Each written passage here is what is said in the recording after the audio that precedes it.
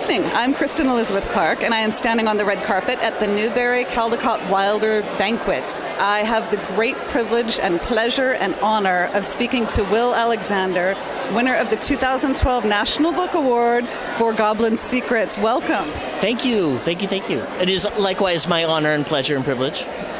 So I understand that, and this just blows my mind, Goblin Secrets was your first novel. It was. I'd been writing for about 10 years, 11 years, 12 years, something like that. Publishing about a short story a year, like you do. Just enough to convince myself that I was still allowed to say writer in conversation. And tinkering with novel. So, and what was the inspiration for Goblin Secrets? Mostly it was my time as an actor. I studied theater in undergrad, did a little bit of summer stock Shakespeare afterwards, and theater history, bits of theater history that I loved or enraged me or were confusing and I wanted to try and figure out. And The Muppet Show. That and The Muppet Show. Yeah, well, it's about a goblin theater troupe, so it's sort of some very strange guest stars on The Muppet Show. What do you prefer? A life in theater or a life as a writer? A life as a writer, definitely, absolutely, yes. I miss theater. Theater was fantastic. Just the social reinforcement of even when you're doing a really stupid show, there's several other people that you care about deeply that are also doing a really stupid show, and that makes it all okay. And there's always that one person in the audience who will laugh at everything, right? Yes, and it's fantastic, and it's still the best thing, even if the show is terrible, just because of the people you're doing it with. And I really miss audience reaction, because they read my book and I'm not there. It would be creepy if I was there, watching them read it. But I do miss audience reactions. But I love writing. My second book just came out this year.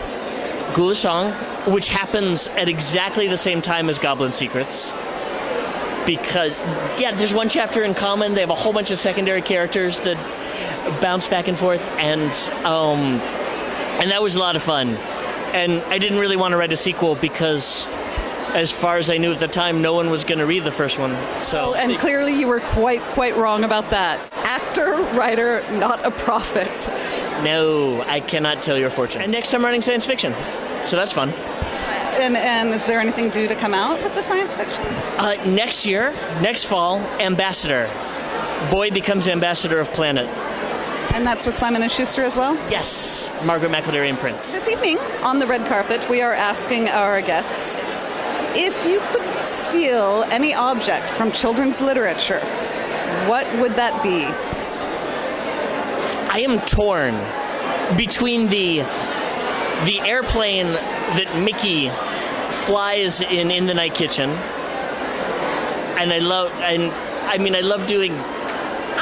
the end of that book and reading it to my son and getting to just sort of switch into good citizen hero voice. And that's why, thanks to Mickey, we have cake every morning. And that's his favorite part too. And it's great. But I loved that airplane, and I just loved the idea of that you could mold bread dough into whatever you might possibly need. Or the crown and/or scepter that Max, an actual Caldecott winner, waves around in Where the Wild Things Are. One of those. Probably one of those. Well, thank you so much, Will, for coming to visit us on the red carpet. It's been an honor to talk to you. Likewise.